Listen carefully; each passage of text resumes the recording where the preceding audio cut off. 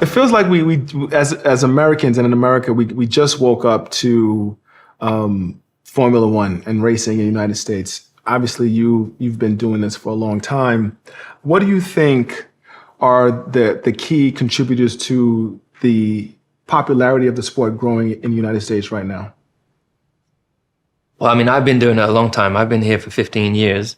The first couple of years we raced in Indianapolis, but it was a very small following. And I think the reason for it is that it's a global sport, but we only have one race in each country. And often the thing that I would hear is that, you have to wake up so early to watch a Grand Prix here. It's just like at 3 or 4 a.m. or something crazy.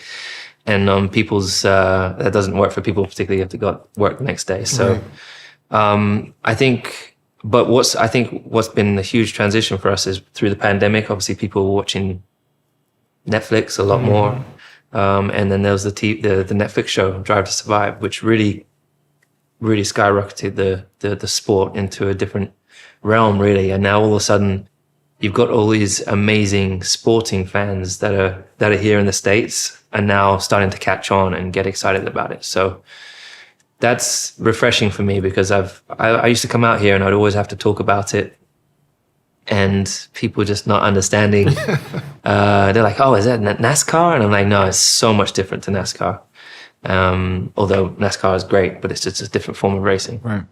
What's so funny is you talk about that Netflix show, and kind of during the pandemic, my interest in the sport grew, right? We knew much about you, but the sport itself, and you got behind the scenes and the technology that gets involved in the sport, it's amazing. And the amount of money that's being spent on it. Yeah. If I'm talking to a younger version of myself who doesn't know anything about it, what are some of the things I should be looking for to understand the whole sport of Formula One? I mean, it's very, very complex, our sport. It's the technology. I think things that, if you're looking for the human side of things, it's that we are athletes train in a very similar vein to NFL basketball players. The races are almost 2 hours long. You can lose up to 10 pounds in the race. It's very, very physical. It's basically it's like a fighter jet on wheels. And it's all made of crazy, amazing components that would also be in like a space shuttle. So our team could build a rocket if that was their goal. The other thing is that it's 10 teams with 2 cars all fighting for 2 championships, a team championship and a driver's championship. The driver's championship is kind of the glory championship, and the team championship's really about a huge amount of people working towards a common goal. So in my team, there's 2,000 people. And then there's... Wait, you said 2,000? Yeah, there's actually over 2,000 people now just to build 2 cars. So it's... And you know everybody by name, I'm sure. No, because they're all switching out. It's a bit like in the NFL, for example.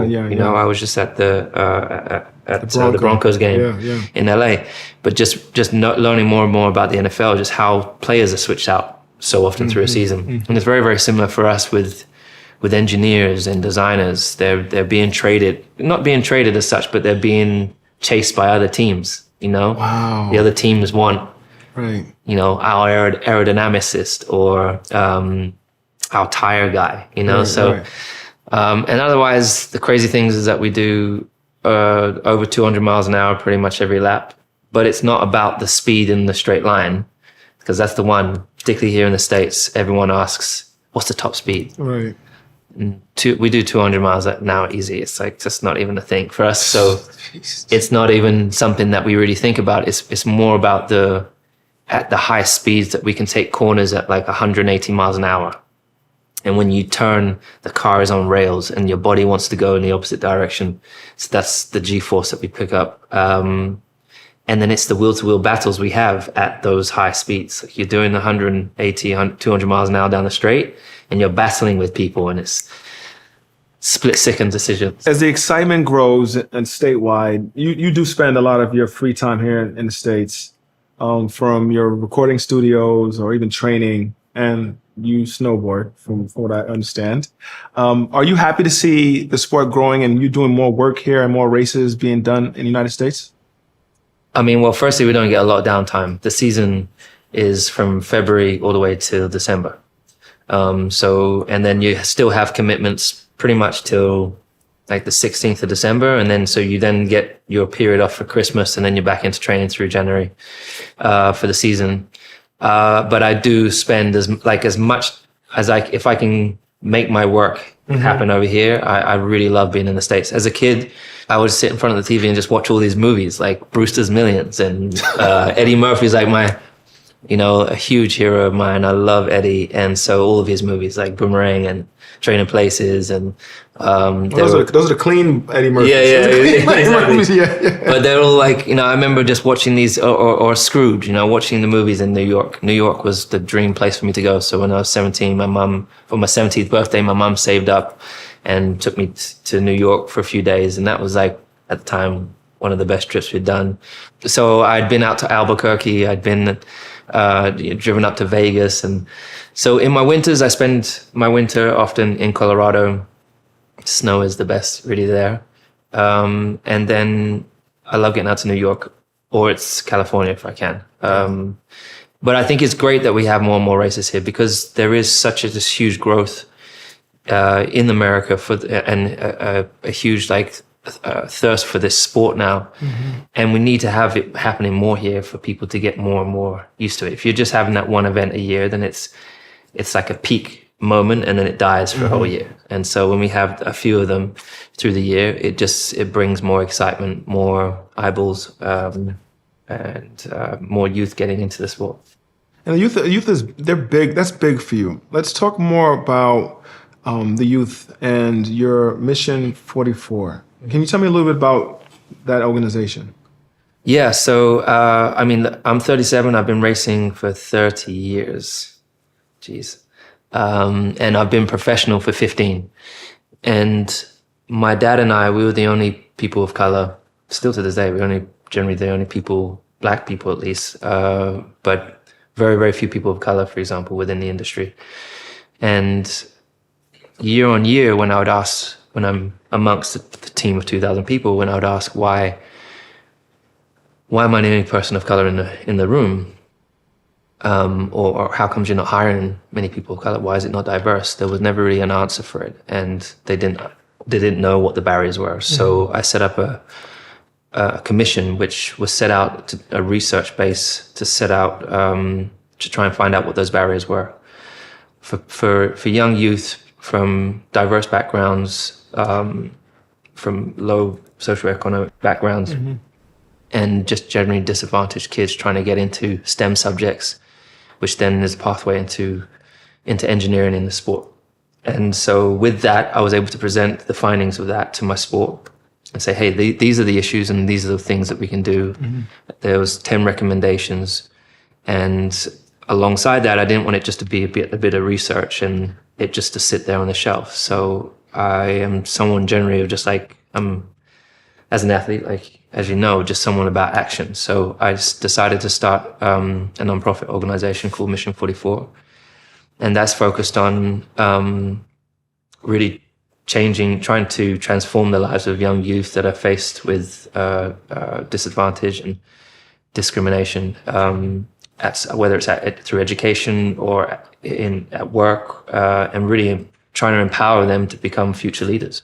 I don't want to just provide a service for the team anymore. I was like, what can we do to create impact? Yes, it's all great going and winning races and being champions and that, but we've got to really lead in our fight for D&I.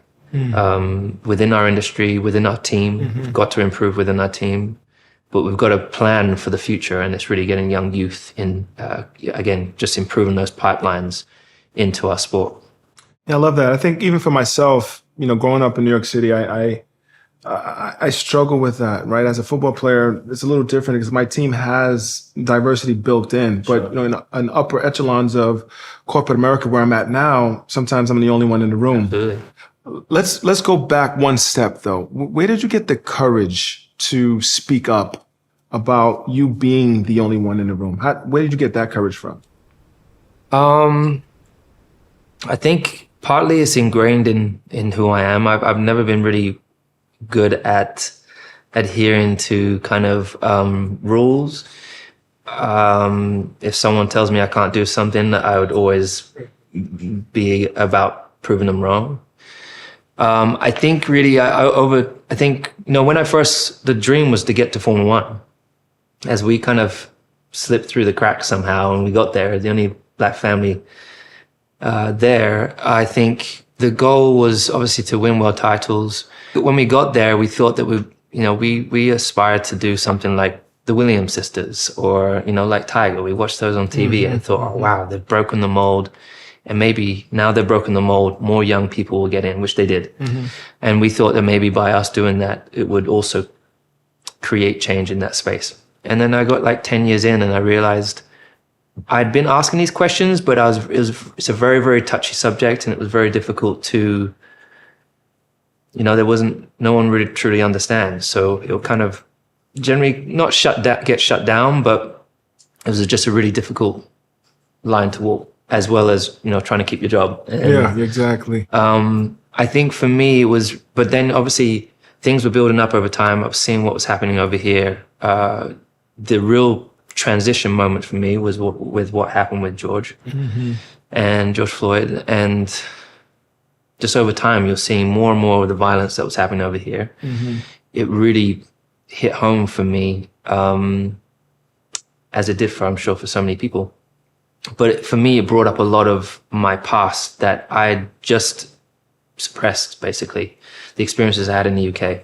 Like, we don't have the same gun violence that you have over here in the States, but there's still discrimination all over the world. And black people face very, very, I would say they're different, but in many ways similar in terms of obstacles, in terms of getting good education, getting great jobs. Like you're talking about within your industry, how the higher up you go up the pyramid, the less it's diverse. And that's very much the same in my sport. Although there's not many of it. There's only 20 drivers. So it's not like you have a whole team of us servicing a team. And my goal is really to change that in the future. I think a diverse team is always, it has been proven to be better for an organization. It's better for idea creation, creativity. And it shows that there's better performance for a team when it's more diverse. But it starts with education and encouraging young youth and letting them know that there is an actual opportunity. Like young black kids in England particularly don't think that there's a role for them because they don't see some of them when they're watching the Grand Prix, for example, they don't see someone that looks like them. So they're like, there's no way I can be there.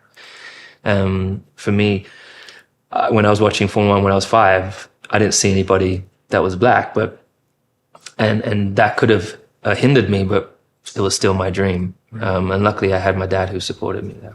Now, how do you think from a corporate sense, your efforts are being viewed, even both at home in London and here in the United States? And from a corporate sense, is it something that you felt like you had to fight to get this initiative going, or was something that everyone said, you know what, I think it's time? I think just getting into sport was a fight. I think getting people to listen for sure was a fight. I think that's the same for many, many people. What I've been really grateful about is I got signed when I was 13 by Mercedes. When I sat down with them in 2020 and said, look, we have to do more. We've got to make a stand. I have a responsibility and I want to let the black community know that I hear them, I stand with them, and I'm going to do as much as I can with the platform and the opportunity I have. So we changed our car from silver. Mercedes had never changed their car from silver to black in 2020. And I won the 7th world title that year in the black car, which was really quite phenomenal for us as a team. Then, for example, as a team, my boss and everyone we went through diversity and inclusion training. Every single one of us did it. My team, when we were on the grid, my team took the knee with me, which is all, at the time, was all generally white at the track, for example. So everyone was very, very open-minded and super supportive. Mercedes has now got several initiatives like Accelerate 25, which is trying to get the team from, it was like 2 or 3% diversity to 25% within 5 years. We've started, as I said, as part of the last contract, we started an organization called Ignite, which I help fund, they help fund, Mercedes help fund.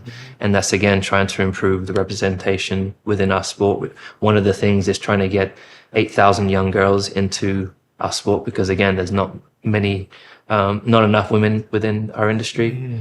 And then I've had huge support and a great reception from the whole industry as a whole. Like trying to get all the teams to sign a charter so that they also go and do the work and the research and improve the diversity within their team. So, but of course you still get there's still sometimes a little bit of pushback, but it's really, I realize it's really about creating allies.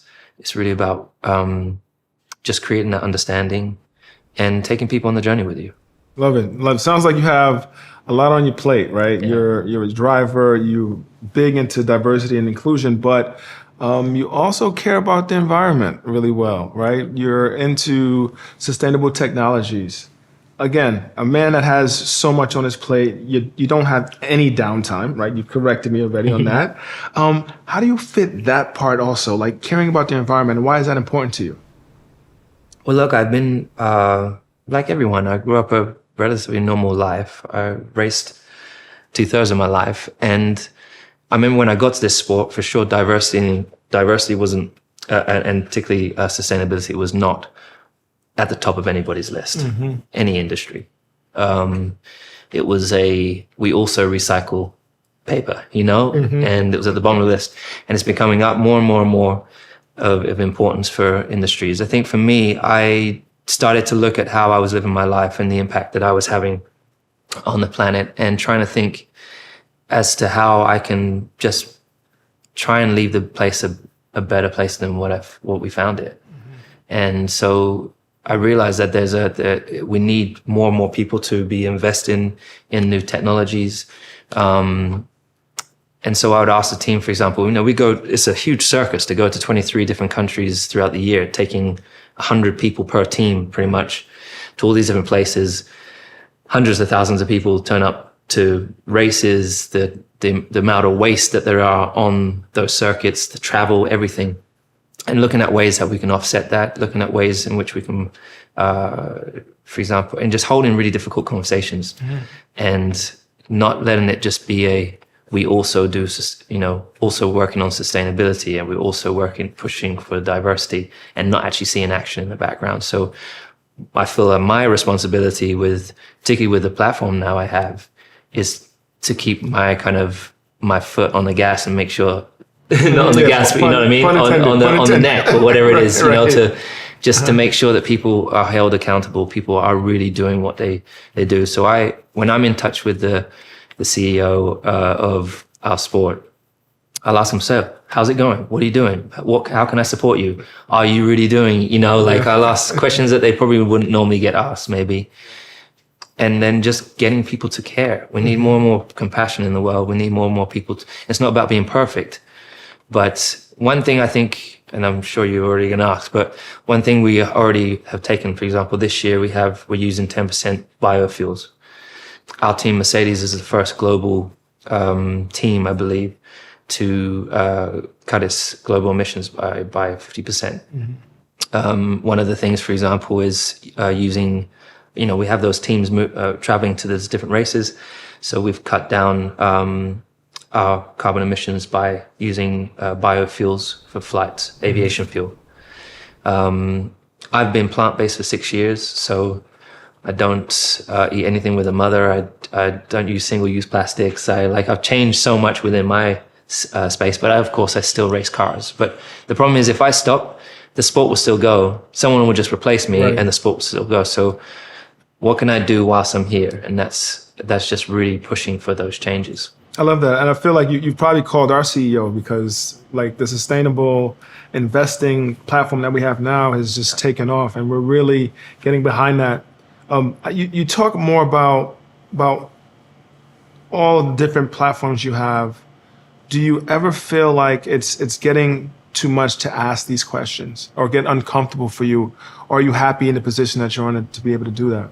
I would say when I was younger, it was uncomfortable. I think that, bit by bit, you try and test your luck. You try and push. But honestly, for me, it was like I was racing in Formula One. Every year I was having success, and I was thinking, geez, why me? Why is it, not one of the other young black kids that I grew up with in the street? Or one of the other 19 drivers having the success I was having. And I was trying to understand how and why, what my purpose is here. Why me? And I realized that it's for a much bigger, it's the bigger picture. It's much more than winning championships. And it's about inspiring young people. It's about, showing people that we limit ourselves. There are no limits. It's encouraging people out there to be outspoken, to not care what people think of how they look, be yourself. And also just encourage people out there to chase their dreams, like every single one of us has dreams. Yeah. And, I was just very, very fortunate to have had the support, and we had a lot of hard work to get where we were. But I think now 2020 was taking the knee, for example, was a nerve-wracking moment. I was like, geez, but I have to do this. This is the most important moment in my life. And if I don't do this, then I'll be letting myself down. I'll be letting my community down. And so, but I remember doing that and then having support from my team that I wasn't expecting. Yeah. And then the steps we've taken since then have been great. I mean, you're an impressive man, and I think the thing I like to focus on in my role here at UBS is legacy, and you've created that. You're the greatest of all time in my eyes, and in most people's eyes, you're the best. Out of all of your accomplishments, you've done so many things. What would be the one accomplishment that stands out for you? I think the thing that I'm so far most proud of is starting Mission 44. Because I'm so fortunate to be able to be where I am, to work with amazing people of whom I would never have got to where I am without the incredible support of a team, of my family. But there is no greater feeling than helping people and thinking about like the young me that's out there today who's facing certain barriers, and there's, when I was younger, apart from my dad, I didn't really have necessarily, apart from Nelson Mandela, for example, but I didn't necessarily have anybody that was trying to create a better path for me, apart from him. And so, but there's still a long way to go. I'm only 37. I've only just started this. Yeah, you're just a baby. And so, Just a baby. I don't know if I'm a baby, but, and I think there's a long road ahead. There's a huge amount of work to do, but I'm more infused, more encouraged, because I'm seeing a lot of other people starting to do the work as well. For example, there are other industries that the conversation of D&I is now a serious topic. More and more industry companies are doing more work there. But yeah, I would say that, winning championships is a great thing, but yeah, I think this is something far greater, far bigger, and far more impactful. And in like 5, 10, 15 years, that's the thing that I'm going to be most proud of when I look back on the sport and start to see it more diverse. Yep, I agree. I think those things are, at the end of the day, the true legacy, right? Yeah. Records can be broken, and now we're talking about somebody else, but the impact that you have on people's lives lasts a long period of time. Definitely. So again, I'm going to have to ask you, since we've talked about Mission 44, give me the on the track accomplishment that you just, when you sleep at night, you're like, wow, I did that. When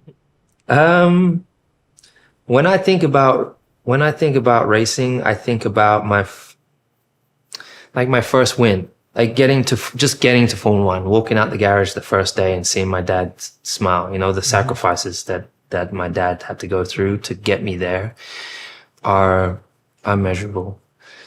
And then winning my first Grand Prix and seeing him at the bottom of the podium, like, yes, like we did it. after all those sleepless nights, all the tears and what we shed over time. So, of course, winning 7 world titles, I don't really think about my championships.